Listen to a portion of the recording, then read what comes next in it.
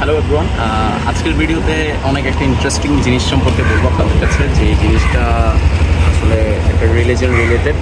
So আমরা এখন বর্তমানে আছি জিসির সংলগ্ন একটা রেসিডেন্সিয়াল এরিয়াতে। So as soon as possible আমরা সেই জায়গায় যাব। সো বেশি দেরি না করে আমরা যাই, লেটস সি ফার্স্ট।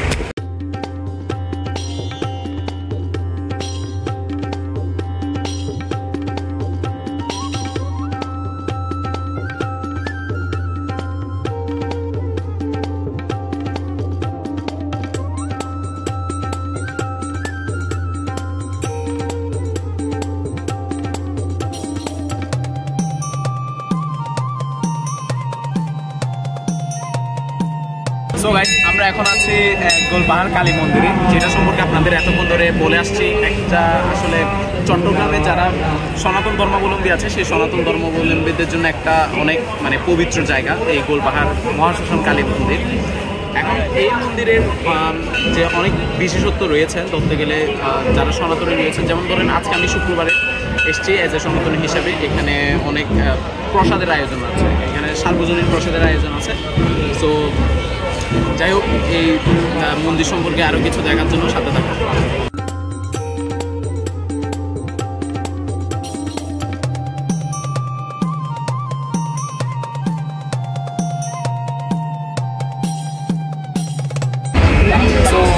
আচ্ছা, এই মন্দিরের আসলে একটা ছোট ইতিহাস আছে, যেটা আমি অনেকের সাথে কথা বলে জানতে পেরেছি। ইতিহাসটা হচ্ছে কি, আদিমকালের প্রায় 100 বছর আগে একজন সাধক ছিলেন, কালী সাধক ছিলেন, যিনি এই মন্দিরটির মূলত এখানে সাধনা করতেন। পরবর্তীতে আশেপাশের এলাকাবাসীর তান্ত্রিকার মাধ্যমে এই মন্দিরটি বেসিক্যালি প্রতিষ্ঠিত। তো এই মন্দিরে যদি আমরা একটু বিগ্রহের দিকে যাই, এই মন্দিরে আমরা দেখতে পারি মা কালীর প্রতিমা আছে এবং ভোলেনাথের বাবা ভোলার বাবার প্রতিমা আছে এবং রাধাকৃষ্ণের প্রতিমা আছে। তো এছাড়াও এই মন্দিরের সম্পর্কে যদি আমি আরেকটু বলতে চাই, এই মন্দিরের পাশে একটা শ্মশান আছে, যেহেতু এটাকে মহাশ্মশান কালীবাড়ি বলা হয়।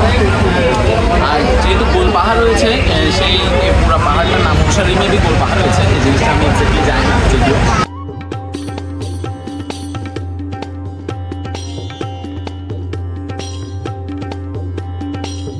এই মন্দির সম্পর্কে যদি আরো বলতে চাই, এই মন্দিরে যখন দীপাবলির অনুষ্ঠান হয়, মানে দীপাবলির বিভিন্ন ধরনের ভক্তের আগমন ঘটে। এছাড়াও নানা ধরনের অমাবস্যার পূজার সময়ও বিভিন্ন ধরনের ভক্তের আগমন হয়। যেমন আমি বেসিক্যালি ভেবেছিলাম গতকালকে আসবো, কারণ গতকালকে ভিউটারে জোস, যেহেতু অমাবস্যা ছিল। সো যাই হোক, কি অমাবস্যা ছিল, কালকে যে অমাবস্যাটার নাম ছিল সেটা হচ্ছে চিতালগি অমাবস্যা। সো যাই হোক, কালকে আমরা যেটা মিস করেছি। আসলে আমার সাউন্ড কোয়ালিটির জন্য একটু দুঃখিত, কারণ এখন আমি আশেপাশে প্রচুর ক্রাউড আছে, আমার ওই জন্য সাউন্ডটা একটু ডিস্টার্ব আসতে হবে। যদি এই মন্দিরের আর্কিটেকচার সম্পর্কে বলতে যাই, আসলে এই মন্দিরটা অনেক সুন্দর একটা মন্দির। তিনটা মন্দিরই এখানে অনেক সুন্দরভাবে আর্কিটেক্ট করা আছে। সো কারণ মাঝখানে বলতে গেলে শিবের যে মন্দির সেটা রয়েছে, এবং এক পাশে সেটার বাম পাশে হচ্ছে মা কালীর বিগ্রহ রয়েছে এবং ডান পাশে হচ্ছে রাধা মাধবের বিগ্রহ রয়েছে।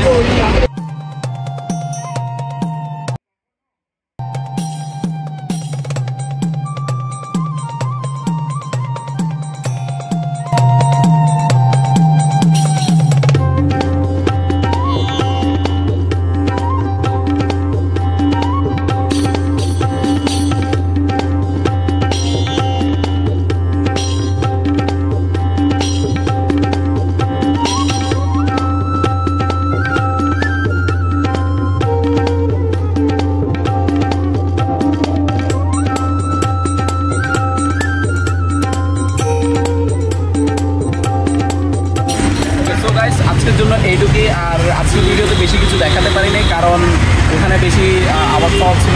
So today that's for today. So ভিডিওটি যদি ভালো লেগে থাকে সবার সাথে শেয়ার করবেন। ধন্যবাদ সবাই।